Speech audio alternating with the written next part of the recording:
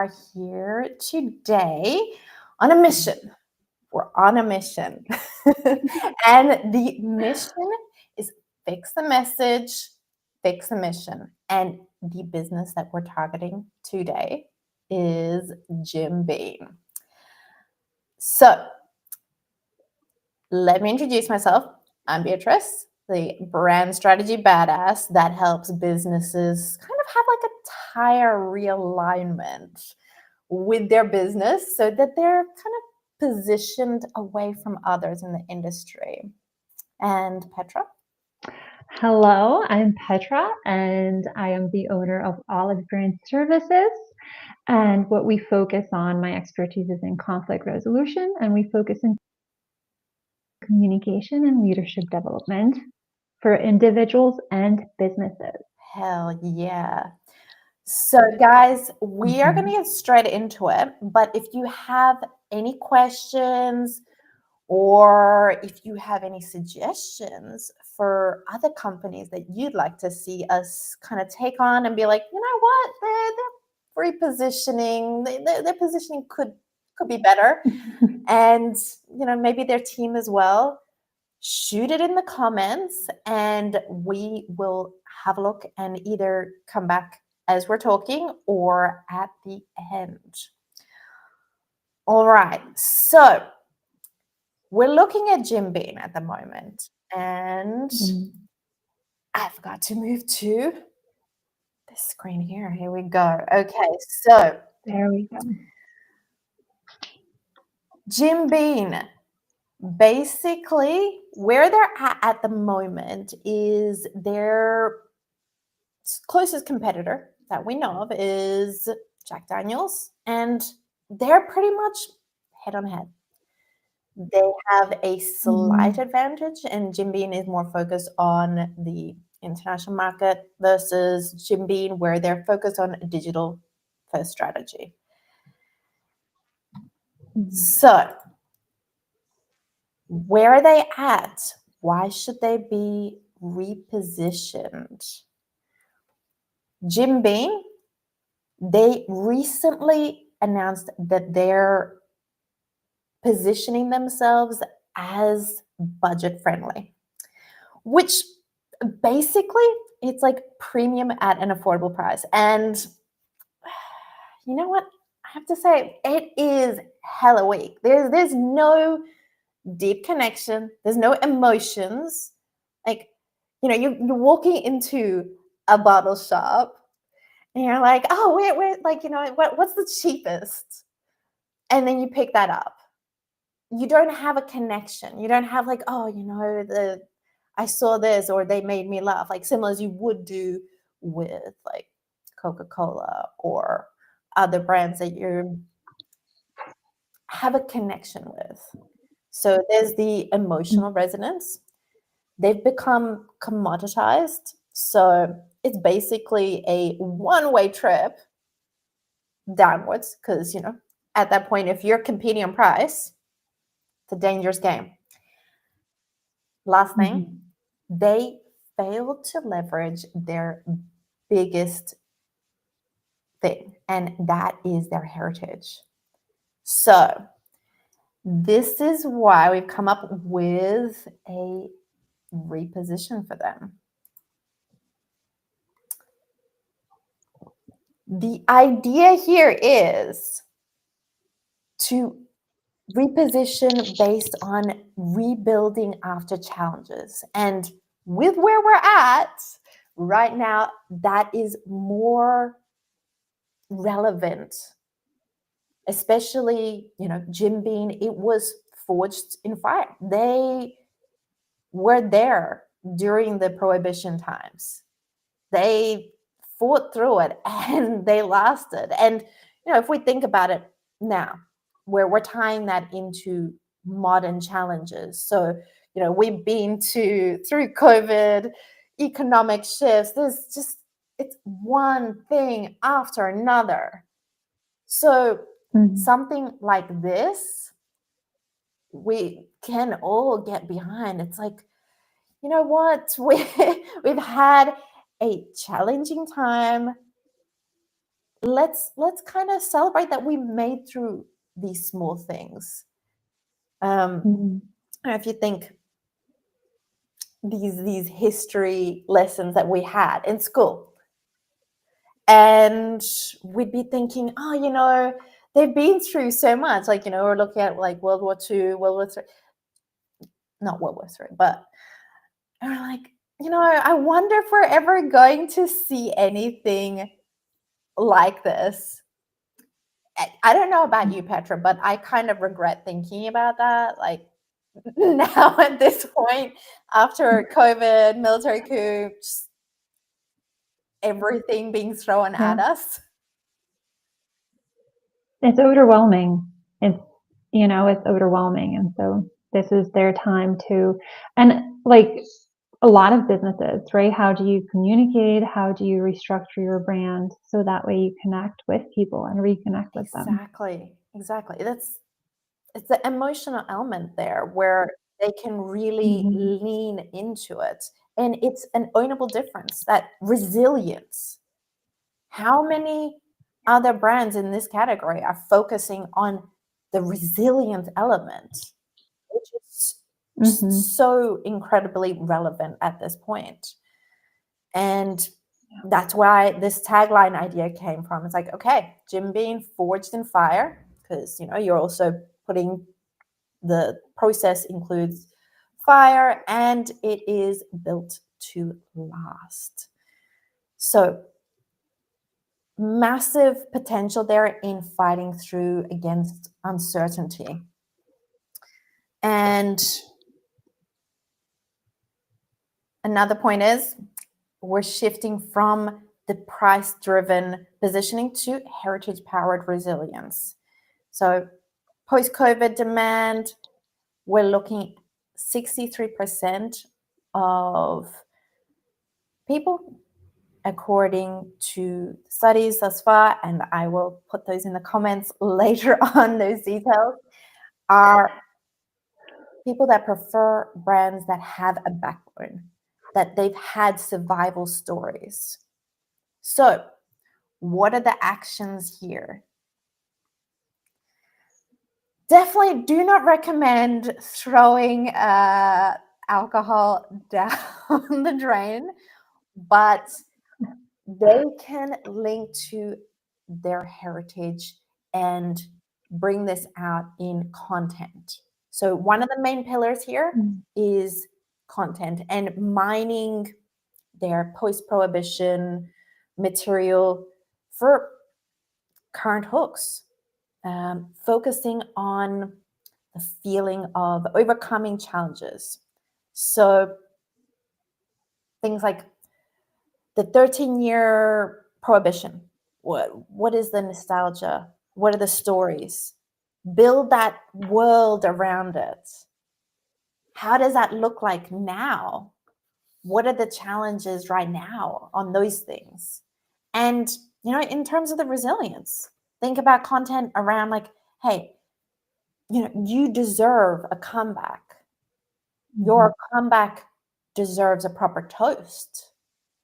So around that, celebrating overcoming resilience, go into user generated content and develop that and be like, okay, this is people celebrating getting through various things. Just don't make it cringe, you don't be like going into things like maybe cancer or that sort of thing. Like, keep it raw and relatable. And the other two areas are team immersion. And I know, Petra, you're about to go into the team application shortly. One of the areas here is going through the distilleries with the entire team, not just the people who are in the sales side or the marketing side. Make sure Mhm. everybody is like familiar with the story, with the history, how this brand came to be, the resilience element. And Mhm. last but not least, and I know it's something that brands like Mars, etc., their big priority here is on partnerships. So aligning with speakers that help people work through challenges or sponsoring rebuild initiatives. Think about like, okay, what are the regional or cultural challenges, the frustrations, the pain points, and partners that align in terms of the voices, the challenges there, and where it can go. What do you think, Petra, about these? Yeah, so I think, one, understanding the culture, right? Understanding the culture, but also what really resonated with me was taking the staff on tours, making sure that they really share the passion, right? And that they recognize, and I'm going to get into it a little bit later on, but that it's one company. And sometimes what I find is that different departments tend to almost like fight against each other, which department is better. So to make sure that we become cohesive, because when the team is cohesive, they're stronger together, especially post COVID. And I'll go into that as well. And it creates resilience and support for each other. There's so many different areas, like be it within the Mhm. team, be it within different countries, because they will have the teams in different countries. You can fast track adjustments. So being able to make quick pivots based on those by checking, okay, what is the real time stories, what the real time Mhm. um, comments about it, so that they can be Yeah. repurposed and reshared, and checking what it really, how it's really dropping. Yeah. And Jim Beam can be experienced differently, right? Depending where we are. So the stories may change in addition to, yeah, the history is there, but the stories may be very different. Oh man, exactly. And obviously not every country experienced prohibition the same. And I'm sure there'll be a lot of Mhm. interesting content around prohibition and how that was faced at that time.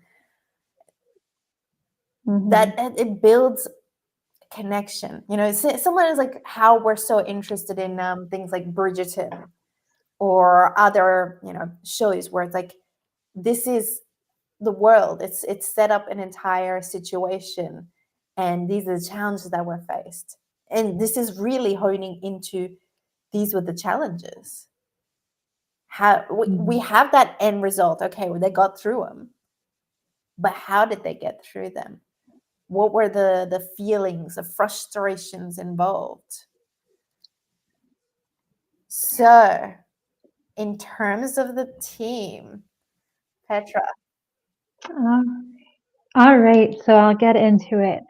So, look, communication, especially after COVID, it's not just a soft skill, it's a backbone to every successful company out there and even relationship. I hear this a lot. In my experience, a lot of people feel like that they're really great communicators, but the reality, the numbers are telling us a different story. And I can also share um, the resources where I pulled these sources from, and the statistics later on in the comments, just like Beatrice said. So the real cost of miscommunication, 33%. It takes about 33% every time an employee quits, you are losing 33% of that salary. So let's say somebody at Jim Beam is employed and they're making $60,000 a year. Right there, you're losing $20,000. And that comes from recruitment fees, training, loss of production, um, it's a cycle, and we'll talk about it in a little bit. And then it takes 6 to 9 months to properly rehire and retrain an employee. Again, 6 to 9 months. This is where you're losing productivity and you're putting more work on other team members, and it can create burnout in addition to it generating from conflict.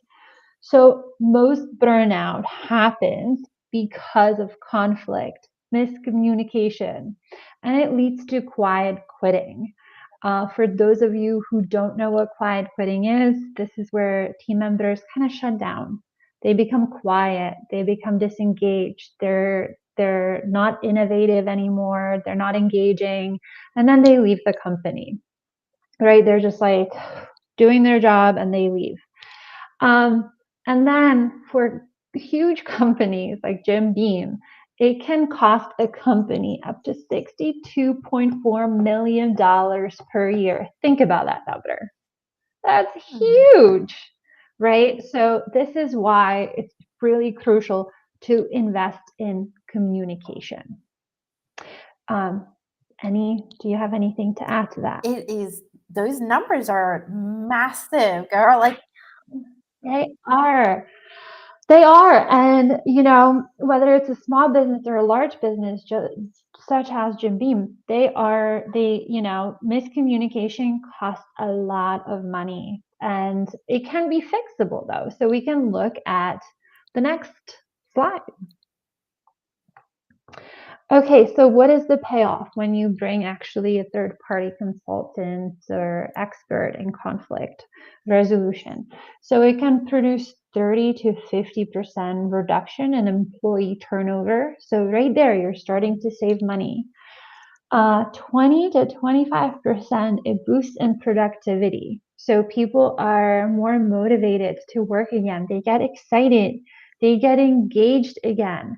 And that's where an innovation sparks, because when you have a great leader, they empower you to share ideas. So innovation, collaboration comes into play, and better client relations.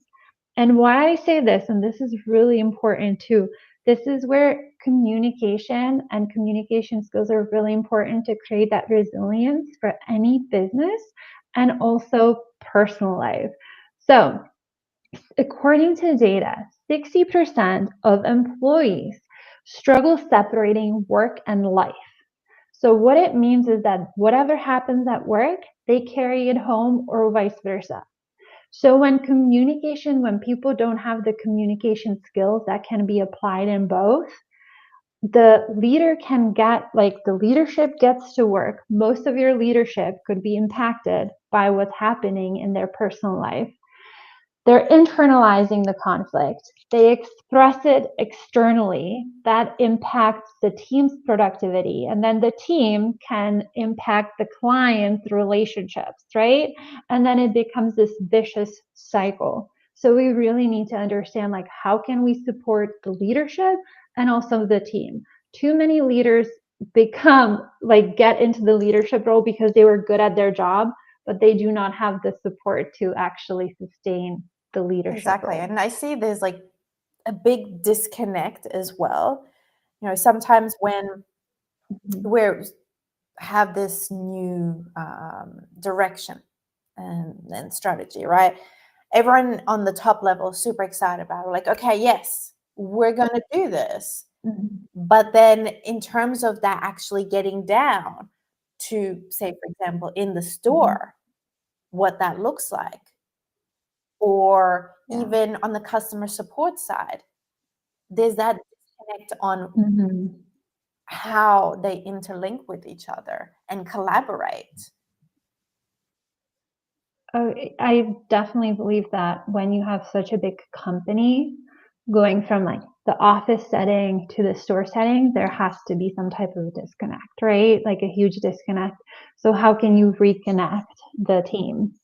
And that's we're not going to be talking about that part, but team building, really making sure that the company is on the same page, making sure that we are a team, we are sharing a passion, and we're supporting the growth. Exactly. I mean, it'd be interesting to see, say, for example, if we're talking about the resilience part and getting the team in there, be like, hey, guys, what is your resilience? What is your experience? And including that, in the marketing, and being like, hey, so, not only as a business, we've been through a lot of challenges, but these are internal stories our internal challenges, say for example, one of the guys in the purchasing team, that purchases the labels, for example. And I get it, like this is an international company, but this can apply at any stage, right?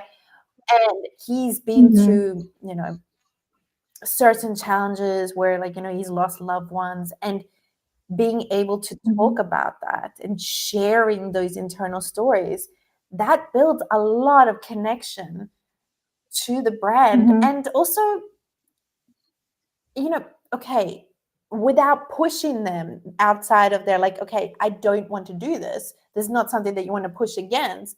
But if there are team members who are open to that, and they see that, hey, look, if I support the brand, I can also expect to get a higher salary.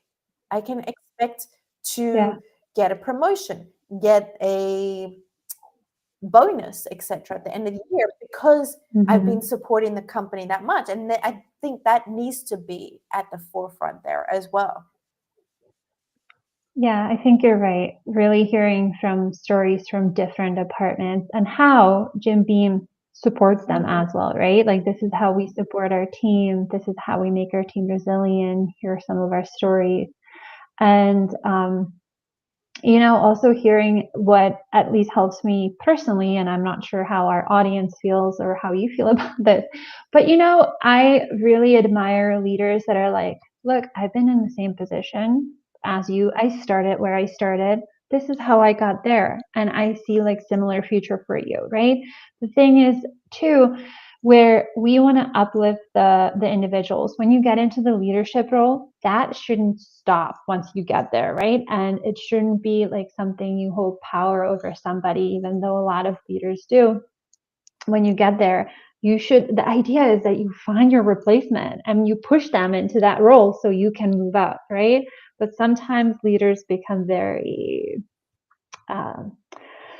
dominant and territorial over their position. And so, sending a message where, hey, look, we want to promote you, we want to push you, and, we want to make this team better, could also promote their brand. Exactly. Well. And having those conversations, hell, like even these supervisors, managers can start off and take the initiative, like, hey, what can we share on our own challenges, our own journey, being raw and open first, so that others can be like, can see that and be like, oh, well, I can be raw and open, and I can also share my input.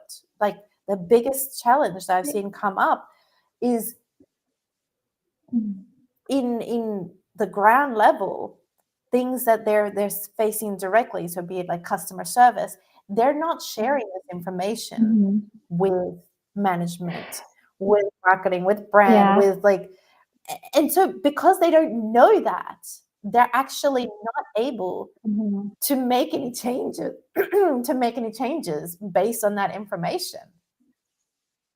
Yeah, I'm only laughing because I've heard this many times before, where there's also like sometimes a level of disinformation, kind of like, oh, I didn't know you could talk to X person to send them ideas, and I didn't know you can do this. And so this is where like really clarity helps, right? Like, what is like the clarity around the structure? And that also starts when you're onboarding people. You have to be really clear. What are the expectations? What are the resources? And I don't know why some companies make it so hard and, for employees to access that. What do you think, from your perspective, that they should put in place? What's like a couple of ideas that they could like remove those barriers, that initial thought, like, oh, I'm just here to do my 9 to 5 or whatever the hour is and leave? So I think that will go well into the 3 phases. And the first phase on the, okay, yeah. Yep. First phase is the management foundation. And look, so for me, I've seen this as well. Sometimes A lot of companies start with retraining their team, but it really needs to start with the management. So what I mean by this, we have mirror neurons. The energy you bring into the team, that's what you're going to get back, right? So if your leader comes in to support you, you feel supported, you want to support other coworkers and you want to do better. Versus if your leader comes in grumpy, it's like bringing the bad weather with you into the office, and it spreads like wildfire. So management foundation is first, really making sure that the management gets the proper training.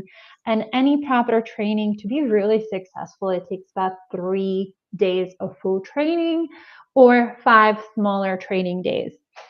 And so during this time, this is where the management needs to understand, and leadership, how do you diffuse certain conflict, right? Within teams, with other leaders, but leaders to a team member. How do you make sure that there is clarity while also having that empathy, right? Having that empathy, like, oh, what's going on? Like the awareness.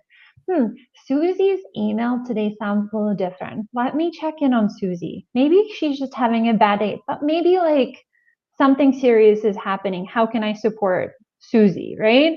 So checking in instead of making those assumptions and jumping into assumptions. And also how to give feedback. The feedback should empower people. It should empower their growth rather than stopping them back and like having like, wait, what? Like this is like, what is this feedback, right? So structured feedback. But leadership also needs to know how to take feedback in. This is where quarterly reviews and feedbacks would be really essential to send out to the teams to say like, hey, how is everything going for you? General anonymous, right? And making sure that this would help to understand the communication climate and the team pain points. What do they need to work on? And also, it never hurts to have like an employee council, right? Making sure that the leaders and other team members are invited. And and I'm sorry, I'm getting a little distracted. I'm like, oh, comments. Sorry, I'm gonna get back on track. Employee council to make sure that the teams really become cohesive. And then we would move to the second phase. This is where we start training the team members. This is where we would go into active listening and compassionate listening. How do you respectfully disagree with someone and also look for different solutions, right? How do you avoid gossip? Whew, that's a big one. A lot of gossiping. A lot of it happens when there is miscommunication and a lot of assumptions. It all comes down to assumptions. A lot of times we assume something without asking the right questions and we don't have the full information. And I don't know if you've experienced this before, Beatrice, but when leadership is the one that gossips, whew, that sets up a really toxic Exactly. And I think environment. Mira's comment is a big indicator there. You know, if the leader is in a bad mood, Yeah. run. Like the fact Yeah. that, you know, if that is our first thoughts, then that's not a great work environment to be in. Yeah. And you know, yeah. So, and yeah, the gossiping, like, yeah, it's just so making sure that we find that space, right, for the open communication. So that way, all this, avoid it, which would follow up with monthly circles. So what that means, they would be facilitated. And this is where we would invite, like, hey, you had this training, your leadership had this training. How, like, what are some wins? What are some challenges you're still experiencing? What are some tools from the conflict resolution toolkit that work for you? What are some things that don't work for you, right? Not everything works for everybody. It's not, you know, there's a lot of, like, it's not black and white. There's a lot of room, right? Something works better for me, something works better for you. And making sure that those tools that are given work in their personal and also professional life. Again, they're very much interconnected. You don't want to destroy your personal, it's just a cycle. When you are burnt out at work and you take it home, you have a bad time at home, then you take it to work, and it just becomes a vicious cycle to get out of. And then we reach the 6 to 12 month period. This is where we're embedding and sustaining the culture. It comes down all to metrics and measurable outcomes. So this is where the mid-year review and yearly reviews come in, where we take the data from follow-up circles, from feedback surveys. What does the HR say? Did the turnover rate go down, right? What does the absenteeism looks like? Did the grievance reports decrease or did they go up? I mean, there would be trouble and some reworking to do, right? But it does take some trial and error. And also leadership roundtable. Like, how is your team doing? What challenges are you experiencing? Refresher training and target coaching. Look, some teams need trainings more often and more frequently. Not all teams have the same pressure. Well, different pressures, but not like different experiences as well. I'm sure they're all under pressure, but different experiences. It's very different sometimes managing data and social media versus dealing face to face with clients, right? So some teams may need more support. And then long-term internal conflict resolution strategy, designated internal facilitator and peer mediator that would be available to the company. But again, that has to be mindful and tactfully handled because any facilitator and mediator needs to remain neutral and non-biased. And when they spend too much time in the company, they can, they can form closer relationships with certain people. And if that conflict involves that person, they might be partial to that person, right? So we want to be tactful about that. And finally, when you're onboarding people, it needs to be clear expectation, the communication, the options. It should be all listed for them. And it shouldn't be a puzzle and a hide and seek. Oh, where do I find this? Right? Oh, I can talk to this person about this opportunity. It should kind of be like, hey, here's the portal, or here is X, Y, and Z. And it has everything. If you have any questions, this is the person to be reaching out to and continuing all of this.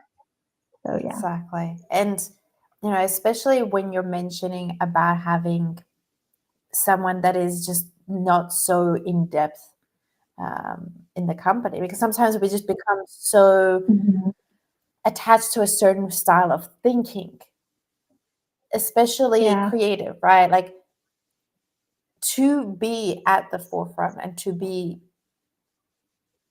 edgy and keeping agile, right? You don't want to be too close to a certain way of thinking, especially that's things like, you have a look to Blockbuster or other like Kodak. They're just too grounded, like too much holding on to a certain way of thinking that you kind of do want to keep things fresh. I don't know about you, but I kind of am weary of people that they've been in a business for or been an employee for a certain company for like decades. How open they might be to new ideas. Yeah, so like adaptability, right? Adapting. And I think it's possible, right, with continuous training and continued feedback and like actually implementing that feedback, right? When somebody's implementing and continues to learn, like I could see, what I'm trying to say is I could see somebody being at a company for 12 years and either they might embrace the AI as a tool or they might fight against it, right? Which one of these do you get? So, the one that embraces it moves forward. The one that's fighting against it is fighting against themselves because the company's going to do it regardless. And then, so then would you say from like a management perspective is keeping an eye on people who are agile and who aren't agile and managing based on that? I think Yeah, and even for leadership, right? Like even the leaders need to have someone else to like hold accountable. Like, are you adapting, right? Because even with communication, you go and you introduce some of these topics and tools.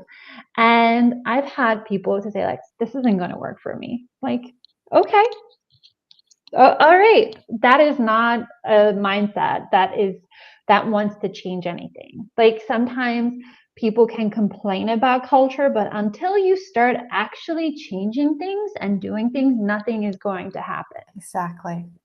So, yeah.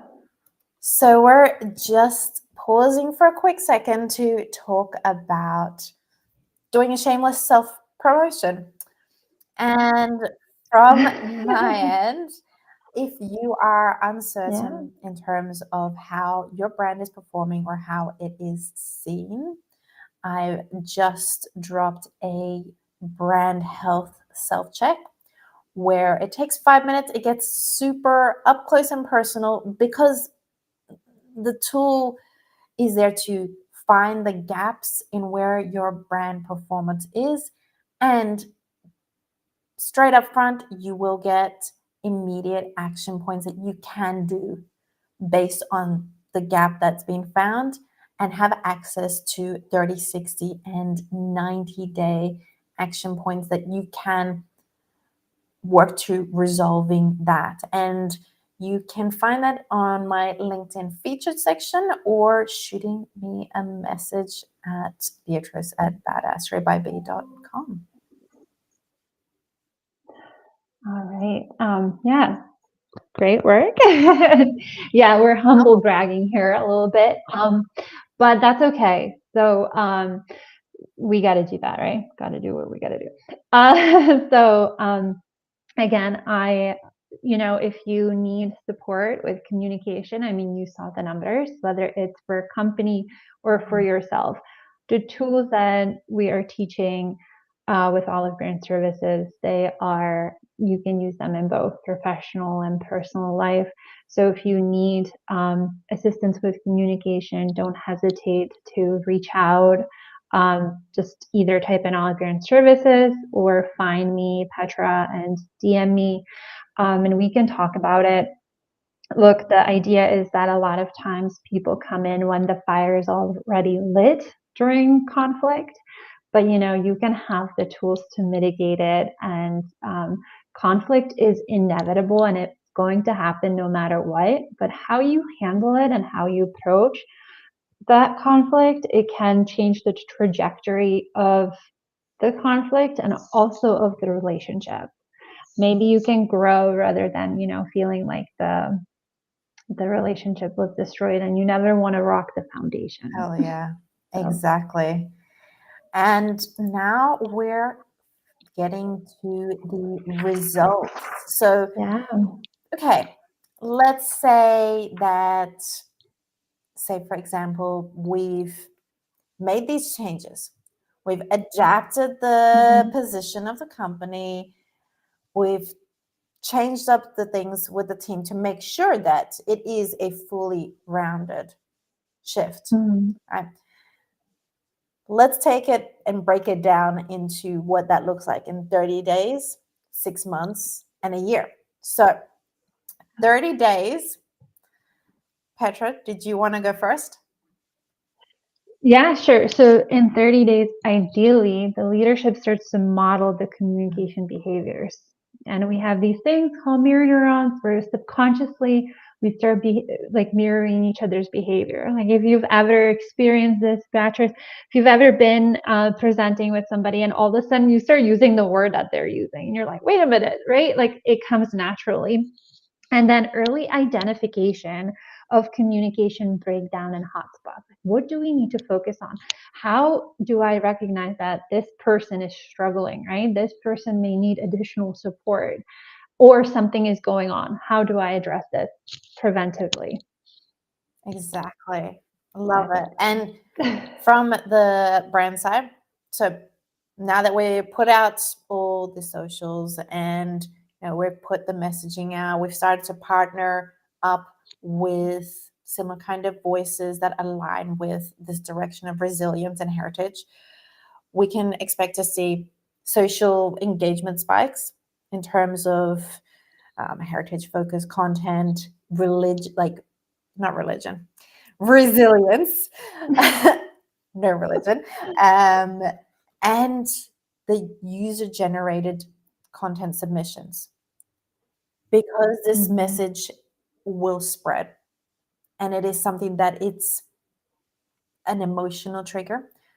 We can expect to see more content and tags for the business in terms of the how the business is recalled.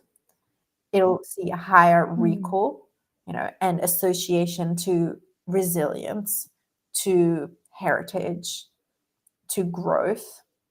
And that is what I see in Mhm. terms of the first 30 days. It's a long-term game, but already in that first 30 days, because it is such a strong message, that's what I expect to see. So in 6 months, Petra. Yeah, so by 6 months, ideally, this is where the training of the teams happen. So we would predict to see increase in employee confidence and voice, right? Having the voice, which increases them to be feeling empowered, and it promotes innovation, right? A lot of the strongest minds are often on your team. So you got to hear from them. And improved collaboration across departments, looking at each other as a team all together and not department versus department. A lot of times it starts small, it's, oh, this person sent me this type of an email. Okay, from a different department. And it's so easy to dehumanize each other. So, how do we rehumanize each other? Hey, maybe I can actually walk over if it's walkable, depending where you are. But if it's walkable, hey, let me go over there, or let me call this person and check in. What is going on, right? So, becoming really a united front. I mean, just rolling off that united front, I can see that Mm-hmm. there will be that drive and that growth in new hires, and new hires that link to Mm-hmm. the narrative of that resilience. Mm-hmm. What we were just talking about before, where like, hey, I'm sharing the rawness, the challenges. People see that as like a point Mm-hmm. of connection. It's like, hey, I can see myself working there because I can connect with these other people in the business. It's not so uptight, like, bow and tie, Mm-hmm. super corporate. Like, it's like, hey, these are also people. It's not just being put Yeah. into a cubicle and doing the same thing every day. That's Yeah. It's like, it's so funny when an email comes in to dehumanize each other. And so that's why people have to connect, whether it's whether you're leading teams that are online. How do you maybe have networking hours, or, how do you have Zoom calls to make sure that everybody feels included? But really getting to know each other and like those stories, because the more we humanize each other and the more we know about each other, it's really hard to battle with each other. Like, it's like, hey, Susie has a child too, or Susie has a border collie just like me. I'm not going to be mean to Susie, So it's just, an yeah, open conversation. something in human nature. Exactly. Hmm. And another big Yeah. thing that I see in the 6 months is fighting back against what the current trend is for Jim Beam. So we were talking about like how Yeah. it's, positioned as budget forward, how it's becoming commoditized, and how that is, Mhm. a downward battle in terms of price, right? Yeah. Because Mhm. of this association, we can expect that premium price, the premium product sales increasing because of that perception of the brand. It's like, hey, Yeah. I can relate to this.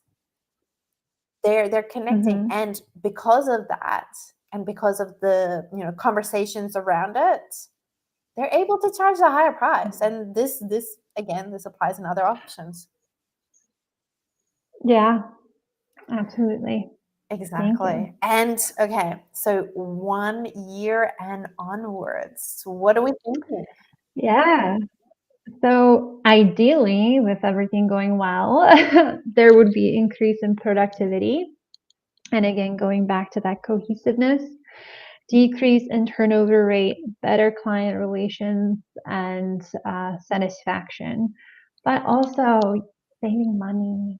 You're not like wasting all this money by burning people out. So the turnover rate, you're saving a lot of money while keeping your employees happy and innovative. Exactly. It- I see that so much in companies that actually stick to being consistent at Mm, that. It's not easy because you're looking at long term here, but it's very much worth it mm, when they see those bonuses, etc., coming up. And yeah. again, from the 1 year point in terms of the price sensitivity drops big time. And how we were focused on the competition, Jack Daniels, there will be that market share growth unless they have made a pivot in that time that is as strong or as powerful in terms of connecting to the audience. Yes, it's a known Mhm, brand, but unless you're constantly going in there and connecting, it's a different story. And brand resilience also will increase to build audience members. What are your thoughts on these grand plans? Um, are you asking the audience I'm or me? asking you as well. Oh, I think more companies need to take different approach to brand strategy and Mm, communication and making sure that they're supporting their team all the way around, yeah, right? Like we said, goes hand in hand.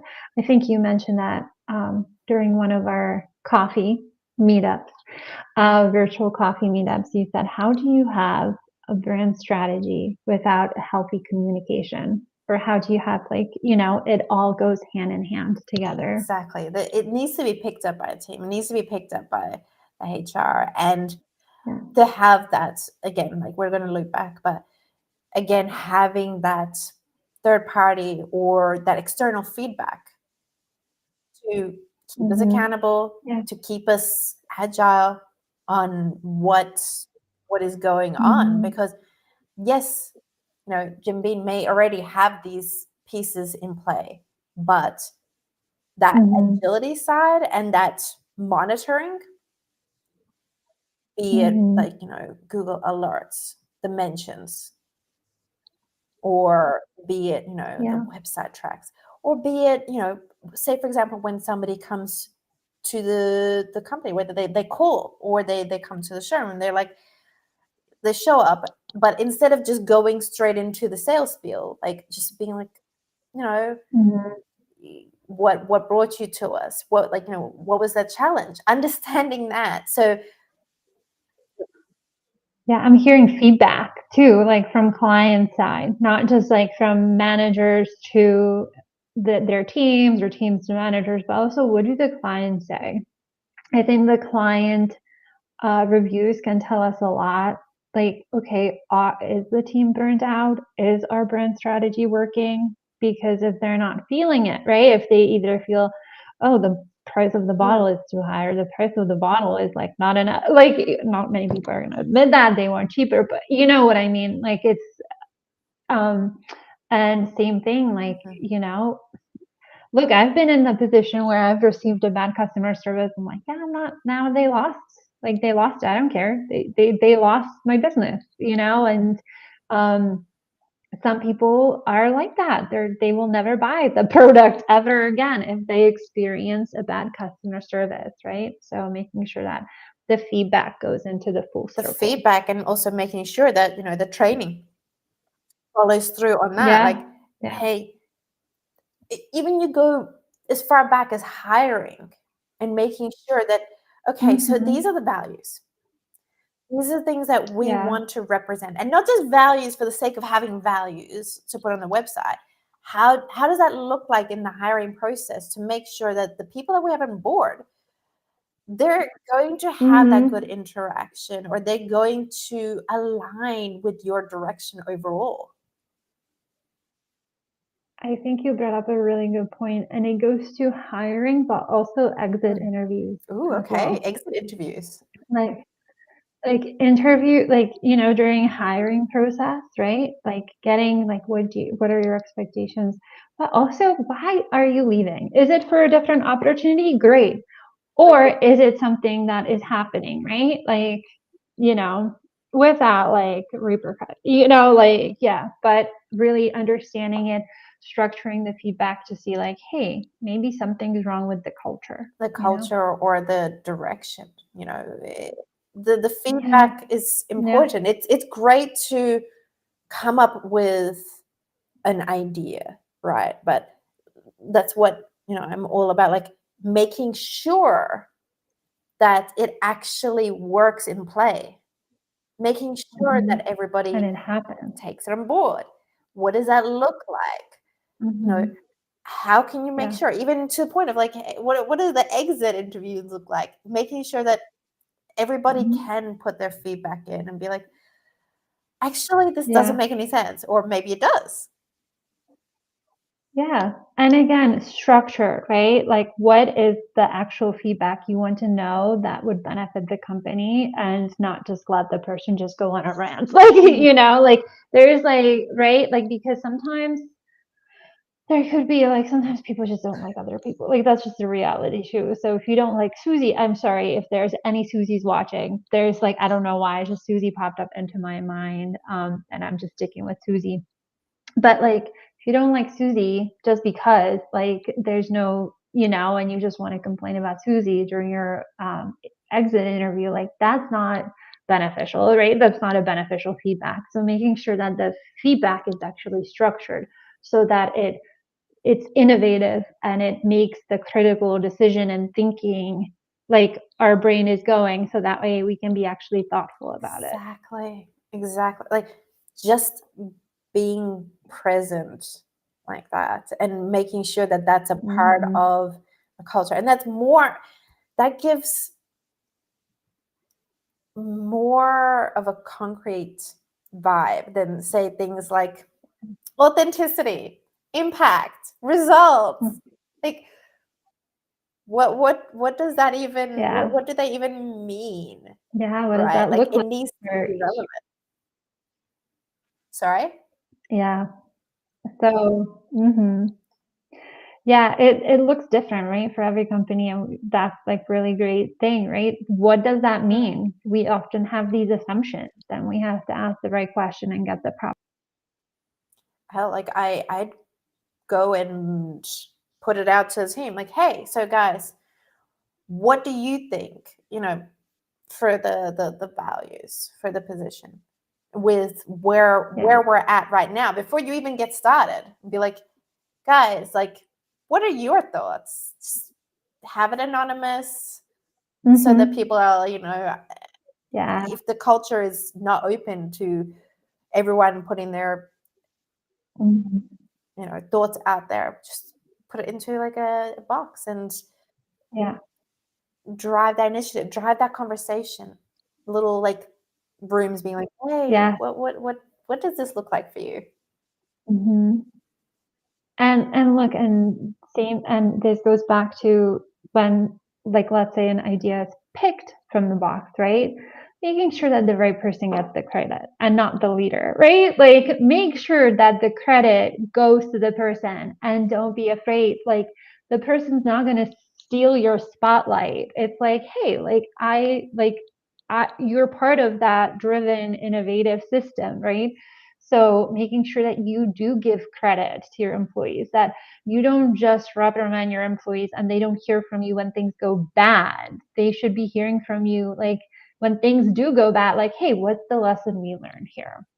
What's the great, like, instead of looking at it as failure, what is the lesson that we just learned? Like, how can we move forward with this? what's something that you want to work on, and also giving them that credit.